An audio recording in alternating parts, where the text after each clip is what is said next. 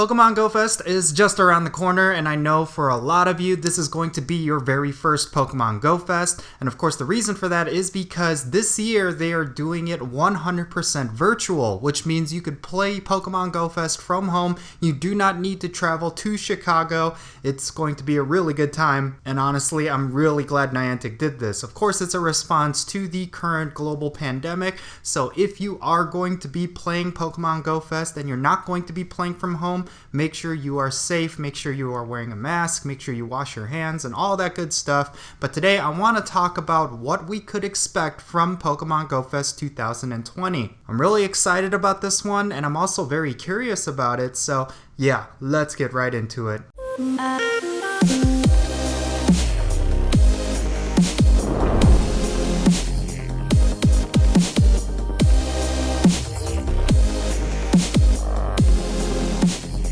And how's it going, everyone? It's me, it's Count here with a brand new Pokemon Go video. Today I'm going to be talking about Pokemon GO Fest 2020 and what we can expect during this Pokemon GO Fest event. I'm really excited about this, mainly because for me, Pokemon GO Fest is always the landmark moment as a Pokemon Go player every year, and I really think that Niantic is fully aware of what players want, what players are expecting, and so they are trying to follow suit. And like I mentioned at the top of this video, this is the first Pokemon Go Fest that is going to be completely virtual. Pretty much anyone can play this Pokemon Go Fest from anywhere in the world, and as someone who has done the last 3 Pokemon Go Fests, I can kind of give you an idea of what to expect. Now, what inspired me to do this video is actually Pokemon Go Fest of last year. I actually played on Saturday, which was completely rained out. I don't know if any of you who were there would remember that.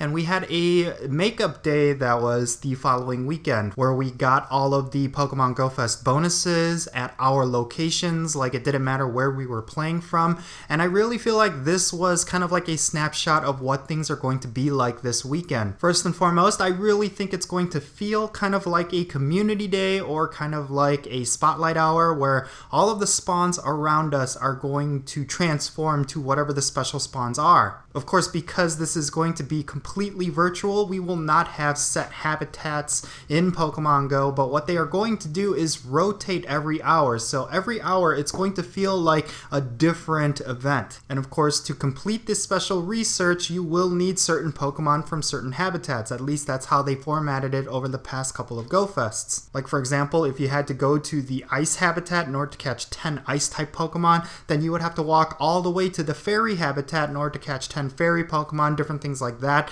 And I'm really wondering if the rotating habitat system is definitely going to help and complement this special research. My biggest fear is that, let's say there is an ice habitat every 3 hours or so, and part of the special research requires you to catch 10 ice types. Well, will you not be able to complete that stage of the special research until you get to that next habitat stage? I just don't know, but I really think Niantic is fully mindful that this system could impede on people's ability to actually complete these special research. So I do think they're going to tune these special research to keep that in mind. So I'm talking a lot about special research, and that's because there's definitely going to be a special research. That has been the core theme of every Pokemon Go Fest. After the first one, there's always a special research that has some kind of story attached to it, and of course there's a mythical that's also attached to that story. Last year we had Jirachi, the year before that we had Celebi, and this year it's definitely going to be Victini. This was of course confirmed by Niantic themselves, so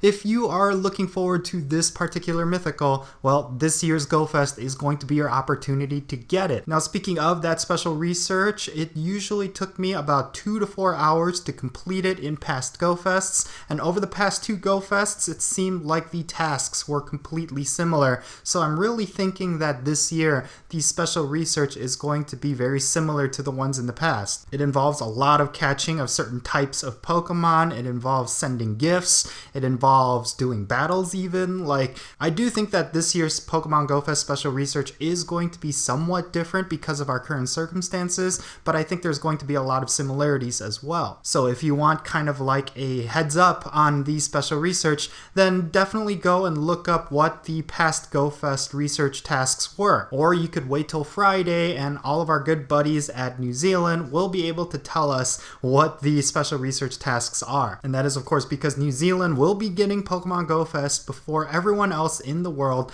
So if you want to kind of spoil yourself with what Pokemon Go Fest is going to be like, well, definitely go and follow certain people who play in New Zealand. Or you could just check the Sylph Road Reddit. I'm pretty sure there's going to be a post there that kind of talks about what to expect in Pokemon Go Fest. But for now, let's continue speculating. Real quick, let's talk about what we could expect in terms of Pokemon spawns. Well, first and foremost, we're definitely going to be seeing a whole bunch of Gibbles and Snorlaxes. And I think these are the two Pokemon that a lot of people are excited about. And I think we're going to be getting Unknown that spell out Victini. Now, that would be a little disappointing for me considering that the only unknowns that I have left in order to get the gold medal is I believe J and X.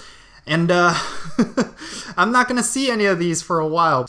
And I'm really disappointed because this year's Pokemon Go Fest is completely virtual. And I said at the beginning of the year that I'm really hoping to meet a trainer with one of these unknowns that I'm missing. And it looks like I'm going to have to wait till next year unless magically wherever I'm playing at, there is a player from somewhere across the world that does have one of those missing unknowns. But regardless, we'll be seeing a whole bunch of unknowns. And unknowns are a Pokemon that if you do not have one yet, it's really exciting to get. But if you have a whole bunch already, whether it's because you participated in Safari Zones or Go Fests, yeah, they're really worthless and you end up transferring a bunch of them anyway. But what I'm really excited about is actually Shiny Gibble, the chance at getting a Shiny Gibble. I do like the fact that there's going to be a lot more Gibbles that are spawning this Pokemon Go Fest. Now, it hasn't been confirmed. I do have to put out that disclaimer, but all signs seem to point towards Gibble being a big spawn in Pokemon Go Fest of 2020. Shiny Gibble is one of the most coveted Pokemon in Pokemon Go right now,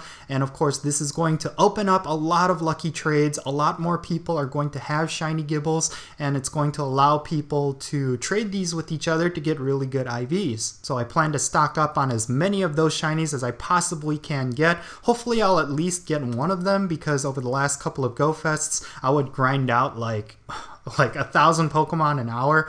Not in an hour, maybe like every 2 hours I'd grind out about 1,000 Pokemon, and I'd walk out with maybe like 6 or 7 shinies out of all that. So the shiny rate is not community day level, but it's not like wild spawn level. So yeah, regardless, if you catch anything and everything, you will walk out with a whole bunch of shinies. So really important, if you are going to be playing from home, then I do think that the spawn rate is going to be decent enough.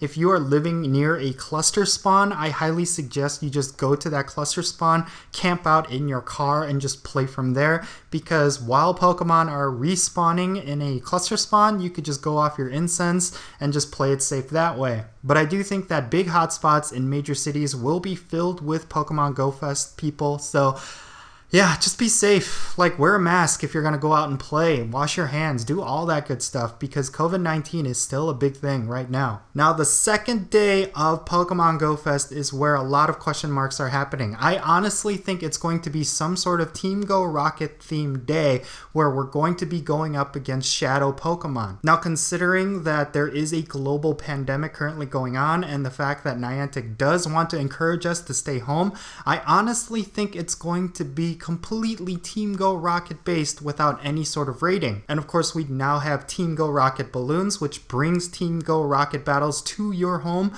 So I'm wondering if this whole day is going to be nothing but Team Go Rocket balloons. Maybe we'll be going up against Arlo, Sierra, and Cliff, and also Giovanni just frequently throughout the day, and they're going to have Shadow Legendaries as their rewards. I really don't know how it's going to go down, but this is just my speculation. Now, the one issue that I would have with this sort of gameplay is the fact that not a lot of trainers can easily defeat the Team Go Rocket leaders. I think this would be a huge oversight on Niantic if this is the way that they end up going, mainly because there are a lot of trainers who are coming back to Pokemon Go in order to participate in this Pokemon Go Fest. That means there's going to be a lot of trainers who are under level 20, who are under level 30, and of course, if you are under level 30, it's going to be extremely difficult, if not impossible, to defeat some of the Team Go Rocket leaders. Double Lapras Sierra has been so problematic for a lot of trainers, and I really can't expect a whole lot of people will be able to successfully farm her. But we'll just have to wait and see. I could be completely wrong here, and it could be a complete raid day or some sort of special day that doesn't necessarily involve Team Go Rocket, but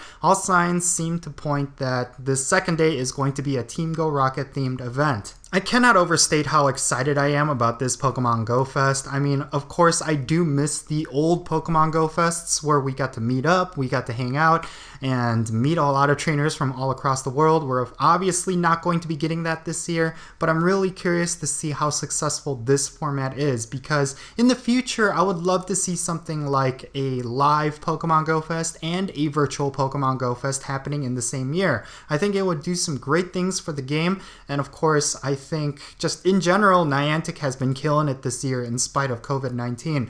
Like, I don't think they get enough credit. I don't even know if it's because of COVID-19, but Pokemon Go is in its best state since the game launched. They've made some massive improvements to rating over the past couple of weeks, and adding a whole bunch of new and interesting content like the Team Go Rocket balloons. Like, Pokemon Go is killing it right now, and I think Niantic just does not get enough credit. So I'm really excited. I'm really hopeful for this Pokemon GO Fest experience. I really think Niantic is going to knock it out of the park. They've been doing some really great moves lately, and yeah, we'll just have to wait and see how it ends up going. And I know a lot of times I can be pretty critical on my channel towards Niantic, but I try to be as constructive as possible. But lately, I just feel like they haven't been praised enough when it comes to some of the moves that they've been doing, and I really think that with Pokemon GO Fest, we have nothing to worry about. It's going to be a really good time, and I really hope that a lot of people end up enjoying it. I think it's going to be one of the best Pokemon GO Fests that we've had, even though it's not necessarily a traditional Pokemon GO Fest. But these are just my thoughts and opinions and speculation on what's going to be happening this weekend. Of course, a lot of information will be rolling out in the next couple of days, and I could be completely wrong with my content, but regardless, let me know your thoughts regarding what you think Pokemon GO Fest is going to be like down in the comments section below. Let's have a great discussion, and yeah, I am Count Jinsula. Make sure you go out and be safe, have fun, and I'll catch you all later.